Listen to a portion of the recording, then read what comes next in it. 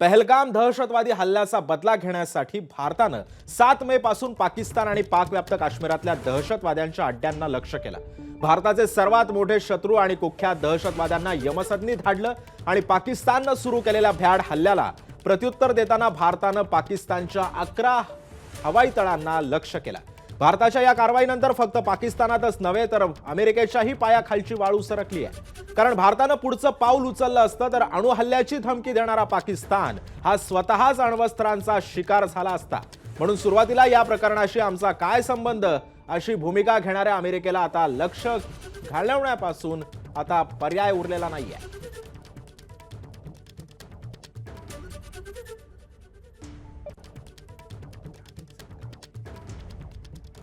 आणि या संदर्भात अधिक माहिती देतोय आमचा प्रतिनिधी सोमेश कोलगे सध्या आपल्या सोबत आहे। सोमेश,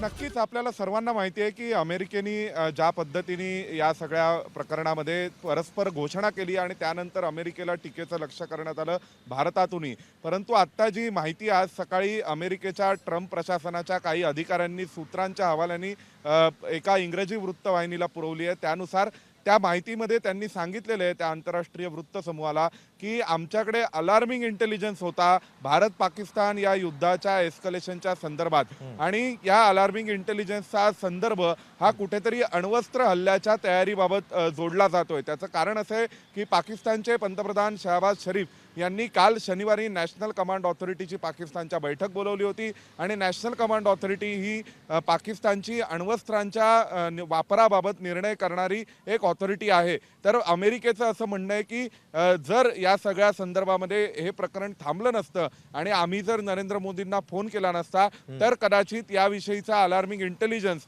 जो आमच्याकडे होता आणि एक मोठा धोका हा आम्ही टाळलेला आहे। आता कदाचित शक्यता आहे की अमेरिकेच्या या अशा स्वरूपाच्या एकतर्फी घोषणेला पाकिस्ताननी केराची टोपली दाखवत काल पुन्हा एकदा वचनभंग केला आणि त्यामुळे तोंडावर पडलेल्या अमेरिकेने अशा स्वरूपाची सारवासारव करण्यासाठी सूत्रांच्या हवाल्याने ही बातमी दिली आहे का हा देखील एक प्रश्न आहे। कारण परंतु त्याला कोलॅबोरेट करणारा एक दुसरा एव्हिडन्स म्हणजे दुसरी घडामोड ही की पाकिस्तानचे शरीफ यांनी काल नॅशनल कमांड ऑथॉरिटी न्यूक्लिअर वापराबाबत निर्णय करणारी त्यांची बैठक बोलावली होती। तर दुसऱ्या बाजूला आपल्याला जी माहिती मिळते त्यानुसार भारतीय हवाई दलाने सरगोदा एअरबेसवरती अटॅक केला होता। सरगोदा एअरबेस हा पाकिस्तानमधील किराणा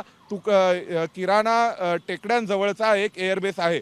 या सरगोदा एअरबेसच्या जवळ पाकिस्ताननी त्यांचे न्यूक्लिअर वेपन्स लपवण्यासाठी काही टनल्स बनवले होते आणि 2017 साली याविषयीचे सॅटेलाइट इमेजरी ही अमेरिकेनीच एका भारतीय इंटेलिजन्स मार्फत लीक केली होती आणि त्यावेळी कर्नल भट यांनी याविषयीचे आर्टिकल अनेक वेगवेगळ्या वृत्तपत्रांमध्ये लिहिलेले आहेत। त्यामुळे किराणा हिल्सला ज्या पद्धतीने अटॅक करण्यात आला भारतीय हवाई दलाकडून त्यामुळे भंबेरी उडालेल्या अमेरिकेला आणि पाकिस्तानला शेवटी नमतं घ्यावं लागलं असाही एक चर्चा कानावर येते। दुसऱ्या बाजूला वायुदलाने म्हटले की आम्ही याविषयी ऑपरेशन सिंदूर जारी आहे आणि आम्ही त्याबाबतची अधिकृत माहिती लवकरच देऊ।